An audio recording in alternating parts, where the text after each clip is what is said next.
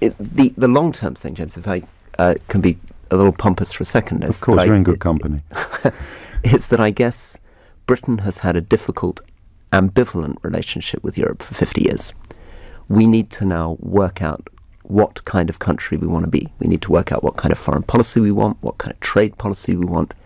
And I think the place to do it is by leaving the political institutions of the EU, but remaining very, very closely connected, economically, politically, because Europe is changing too. So you need to look at Europe over the next 5-10 years. Europe is going to have inner circles, outer circles. Norway, Switzerland are moving.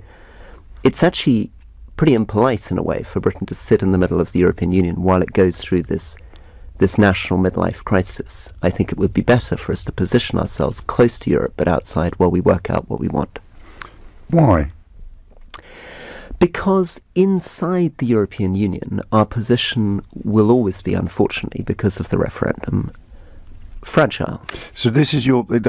Let's come back to what I hope that we are going to get towards, which is an understanding that if you were to have a second referendum, and if you were to narrowly vote to rejoin the European Union, you would be rejoining the European Union with a third referendum campaign starting immediately, with a new BNP, with a new UK Independence Party, and you would be coming back, as it were, halfway through the divorce proceedings, back into the family home, trying to reassert your old position in Europe, and the Europeans and international investors looking at you saying, we can see what's happening on the British streets. How long are you going to be here?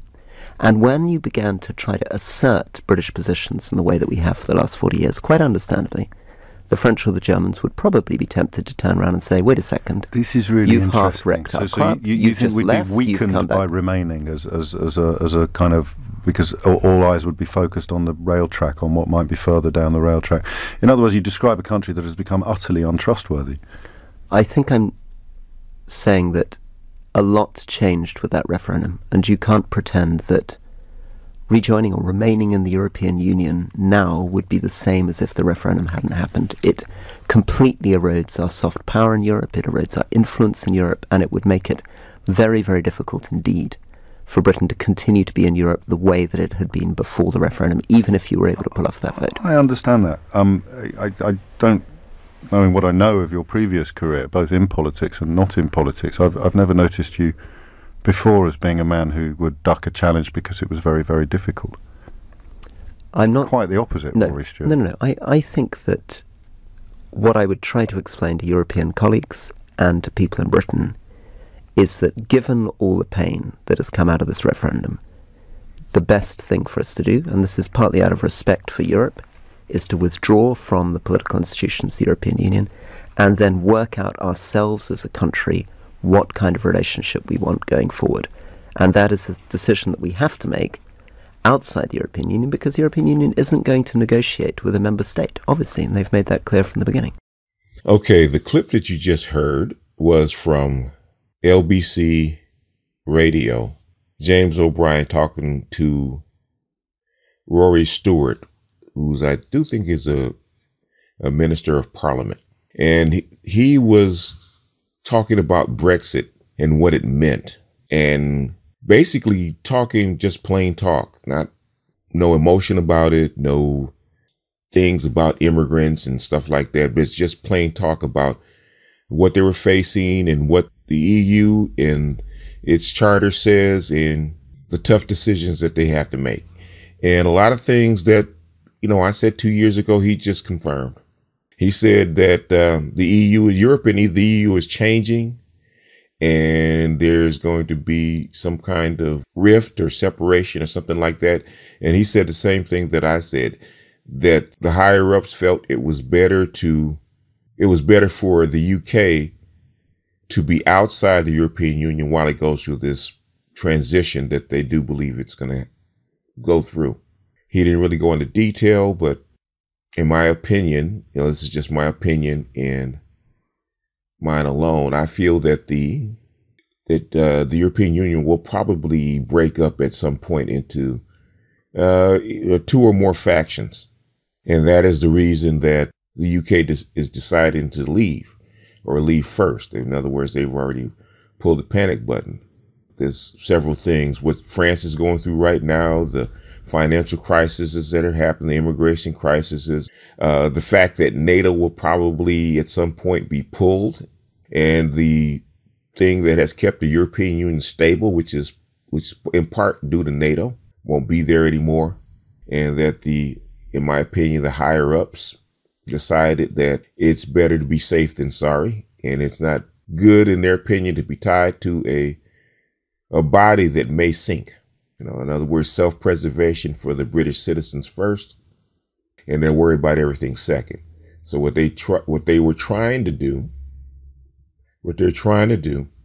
was to be, how can they say, in it but not of it. In other words, they want to stay close enough to it, to the common market, to actually run commerce and get some of the same WTO deals that the European Union has already negotiated, but not be part of the body itself, which is what they were trying to negotiate. Number one, with the European Union, and then secondly through the WTO. But they probably have been doing it behind the scenes, that we haven't really seen it in the public. There's an effort for the last, I would say, 4 or 5 years to actually bring back the Commonwealth countries. I think there's 50 of them. They actually form their own union. I don't know how those negotiations are going, but there's a lot of things in the background that the UK has been trying, different avenues, in preparation long before the Brexit vote actually came up. That's how come I knew that the Brexit vote just wasn't some random thing because of public dissatisfaction. I thought it was more than that. And even though he didn't explicitly say it, because he wouldn't explicitly say it, he gave enough hints to say that people that believe like me are on the right track, and that they always knew there was a risk that there would be a no-deal Brexit, or what they call a hard Brexit. In fact, the odds were very likely that there would be a hard Brexit. And so that's how come the thing like the Irish backstop, where it can be almost like a commerce exchange, because you have a European Union country in Ireland, so that British goods can actually flow through Ireland and then go duty free into the European Union, as long as that the backstop is there. But the EU wants to cut off the backstop because they don't want to give any special deals, because if they do it for the UK, then they will have to do it for other countries, other member states. So that's how come even he said in his interview that the Article 50 of the EU Charter says that they can't deal with member states like that. They can only do that kind of deal or exchange once the country is outside of the body. So basically what they're saying is that unless there's something going on that we don't know about, the UK will have to start from ground zero to actually reestablish all its commercial ties. Could prove to be difficult, but like I say, we don't always know everything that's going on in the background. But that's all I had for this one.